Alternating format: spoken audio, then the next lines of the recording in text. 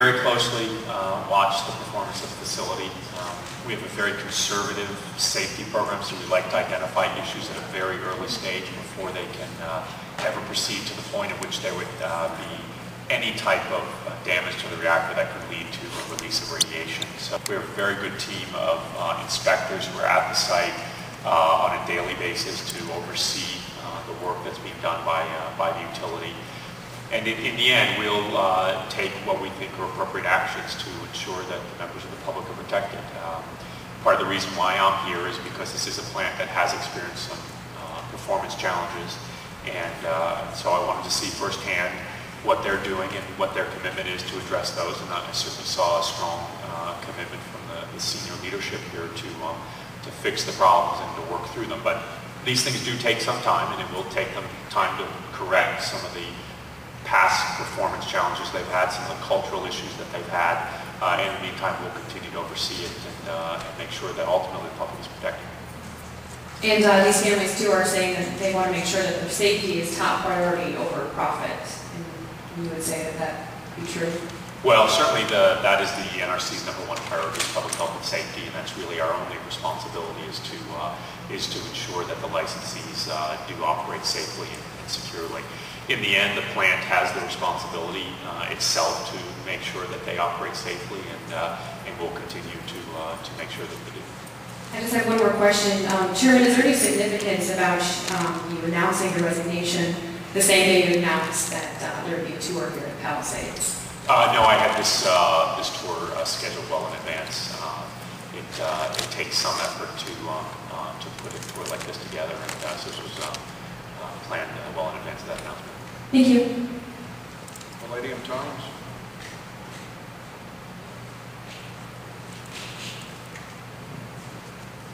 Mr. Chairman, I'm used to hearing a lot of technical terms of these sorts of things, and they use the term fundamentals, that they need to work on fundamentals. Can you define that a little bit more for us?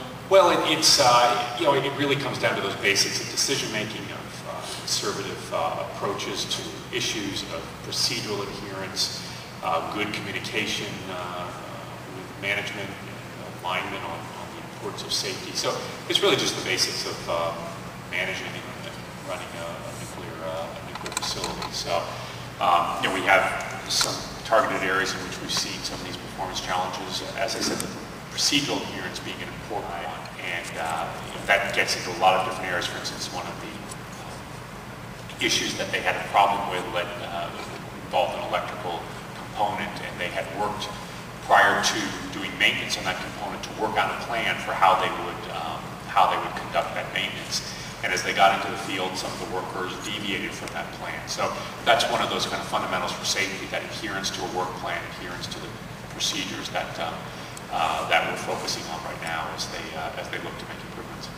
So you would categorize it more as a human element as opposed to the equipment over there. It's more of the dynamics of the interaction between the personnel.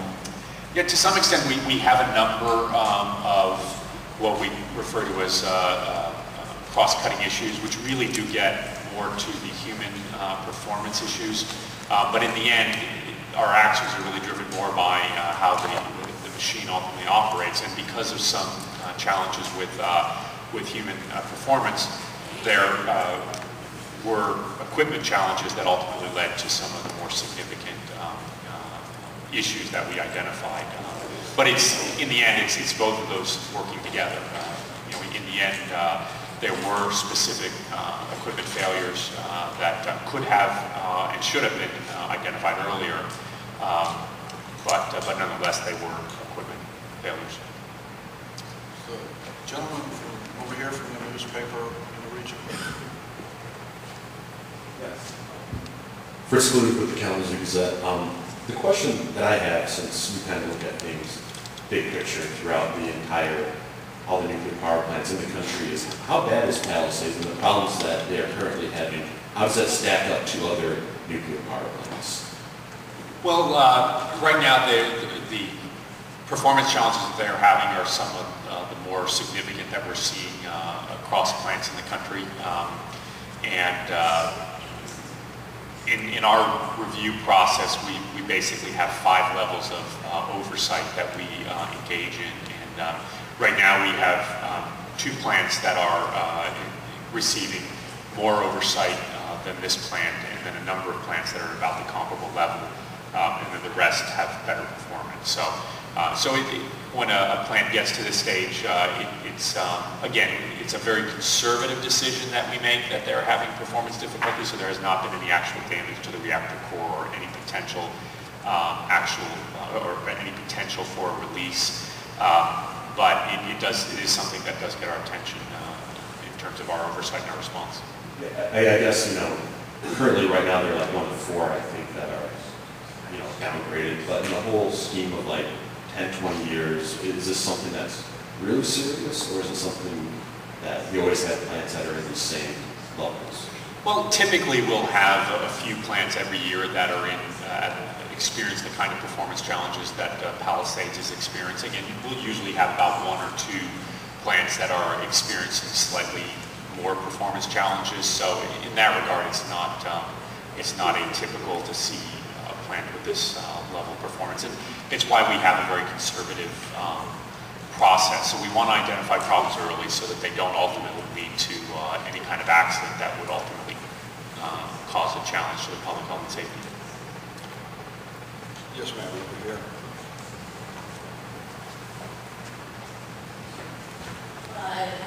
Earlier when you were talking about the worker deviating from the plan for the yellow mark with the bus, electrical bus, my understanding is not only did the worker deviate, but got permission from management to deviate, which is part of the reason why it was on the yellow mark. No one was fired because of that. Do you think that that's something that should have happened if safety culture is overall a concern? Well, we're not really ultimately involved in the performance or in kind of the management of the facility. For us to take an action against an individual, their action has to be really a willful disregard for safety rules and safety requirements. And in this particular case, I'm not aware that we identified anything like that. Obviously, human beings make mistakes, and that's a part of the process. So we have a very specific program or process if we believe that somebody should no longer be able to be employed in the nuclear industry, and we have in the past found individuals who have committed actions that are inappropriate. But it really involves willfully providing or willfully taking an action that they know is contrary to our safety standards and our safety requirements. And I'm not aware in this case that we identified anything like that. Okay, and then just one more thing. You said that during the tour today, I forget who had noted progress. I don't know if this is a company official or your resident inspectors.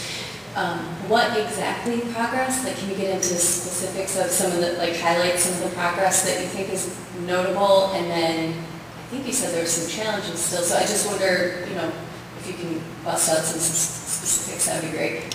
Well, I'll maybe turn it to Chuck to give some details on that. But bottom line, they have a plan to correct their performance, and certainly from what the inspectors that we have at the site are telling me, they are seeing the right kinds of messages and signals being communicated from the senior leadership, and there is probably still some more work to do for all of that ultimately to filter down to all of the employees.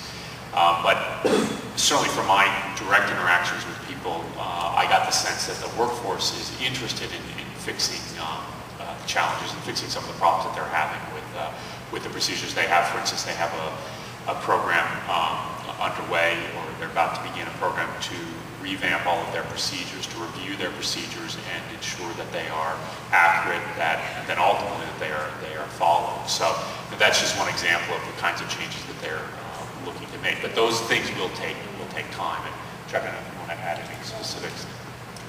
With that, I'd like to ask our operator if there are questions from those on the phone lines. We have 5. Go ahead.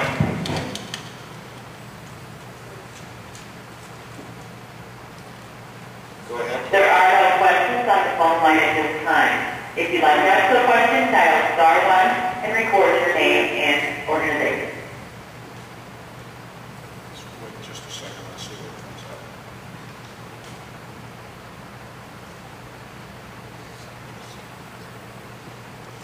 While we're waiting on that, I had a question over here from the young lady. So it sounds like then today your tour, you took a lot of what you saw today, and it sounds like the plant is at no risk of closing, will be shut down anytime soon? Well, again, I don't want to project into the future, but right now the performance is not at the level where we are contemplating an action to shut it down or anything like that. And there clearly there are challenges. There was past performance that really wasn't up to our expectations, and so they do have a plan to move forward and correct these issues, and we'll be watching closely to see how that plan plays out. We have some very significant inspections that we'll be conducting really sometime within probably the next 6 months to a year. And that's really where we'll have a better sense of whether their improvement plans are being successful or will be successful and are really making changes. So at this point, they have a recognition that there are areas where they need to improve, and they're working to improve those. But we'll wait until we get those inspection results to have a sense of whether they're working or not. So they have 6 to 12 months to make it better, or else? Well, in the end, given their current performance, we do give them a limit on how long before we'll wait to conduct our inspections. And if they're not able to meet those inspections within that time frame, then we increase our oversight and we'll increase our inspection activities. So they do have a cutoff, and we expect them to be prepared in the near term, or the time frame I gave you, to be able to conduct that experiment or that inspection, and ultimately we'll want to see performance improve. We may identify new issues as part of that if their plans haven't been successful, and if we do, we'll deal with that when it comes. Thank you.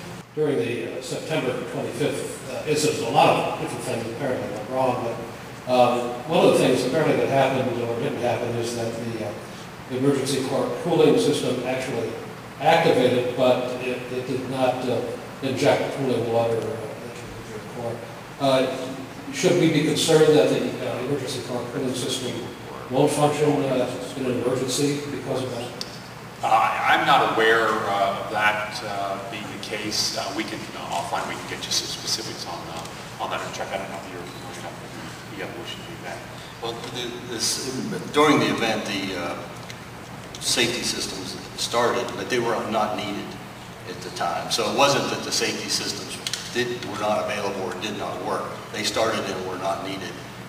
So the operators, that offers a little bit of a challenge, because you expect the safety systems to operate when you need them, which it did operate, but it causes a little bit of a confusion in terms of the symptoms of the event. It was unneeded. They shut the systems down, so the safety systems are available if they have an event, and they worked in that case as designed. They saw the signals that they were intended to see. It's just that the signals were not valid. Any other questions from working journalists? Young man back here. So I know Palisades is one of the oldest plants that's currently operating in the United States. When does it get to the point, I guess, where it reaches retirement age, when it just becomes too old, or can we keep running? Do you see it running for 20, 30 years into the future? Well, right now they are licensed to operate for approximately another 20 years, probably at this point about 19. If they wish to operate beyond that time, they'd have to come into us with another request for a license. But we didn't discuss at this any plans that they have to do that at this time.